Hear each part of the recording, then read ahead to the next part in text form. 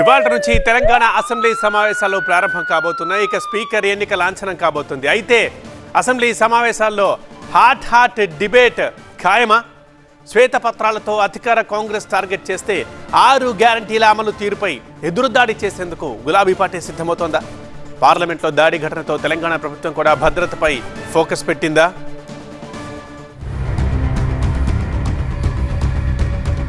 Telangana assembly సమావేశాలు ఇవాళ తిరిగి ప్రారంభం కానున్నాయి. అసెంబ్లీ స్పీకర్ గా గడ్డం ప్రసాద్ కుమార్ ఎన్నిక ఏకగ్రీవమైంది. స్పీకర్ గా ఆయన పేరును కాంగ్రెస్ ప్రతిపాదించగా ప్రతిపక్ష బీఆర్ఎస్ మద్దతు తెలిపింది. సభలో స్పీకర్ ఎన్నికపై ప్రొటెం స్పీకర్ అక్బరుద్దీన్ ఓవైసీ ప్రకటన చేయనున్నారు.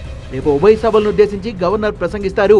ఎల్లుండి శాసనసభలో మండలిలో విడివిడిగా గవర్నర్ ప్రసంగానికి ధన్యవాదాలు తెలిపే తీర్మానాన్ని ప్రవేశపెట్టి చర్చిస్తారు. ఇప్పటికే అధికార పార్టీ కాంగ్రెస్, ప్రతిపక్ష పార్టీ బీఆర్ఎస్ మధ్య డైలాగ్ వార్ కొనసాగుతోంది. 9 ఏళ్ల బీఆర్ఎస్ పాలనలో అన్ని శాఖల్లో జరిగిన ఆర్థిక లావాదేవీలపై శ్వేతపత్రం విడుదలకు కొత్త ప్రభుత్వం నిర్ణయం తీసుకుంది. ఈ వయసులో కూడా నా కాళ్ళ మీద నిలబడుతున్నానంటే దానికి కారణం ఎవిస్ హాస్పిటల్. మన కాళ్ళల్లో వచ్చే సిరల వాపులకి కుట్లు, కోతలు, రక్తస్రావం లేకుండా లేజర్ ట్రీట్మెంట్ చేస్తారు. అద్భుతం కదా? దీంతో అంశంపై ఇప్పటికే బీఆర్ఎస్ నేతలు కౌంటర్లు ఇస్తున్నారు. అసెంబ్లీలో 6 గ్యారంటీలపైన అధికార పక్షాన్ని నిలదీసేందుకు బీఆర్ఎస్ సిద్ధమైంది. ఎంఐఎం ఎమ్మెల్యే అక్బరుద్దీన్ ను ప్రొటెం స్పీకర్ గా నియమించడాన్ని తప్పుపట్టిన బీజేపీ నిరసనగా ఎమ్మెల్యేల ప్రమాణ స్వీకార కార్యక్రమాన్ని బహిష్కరించింది.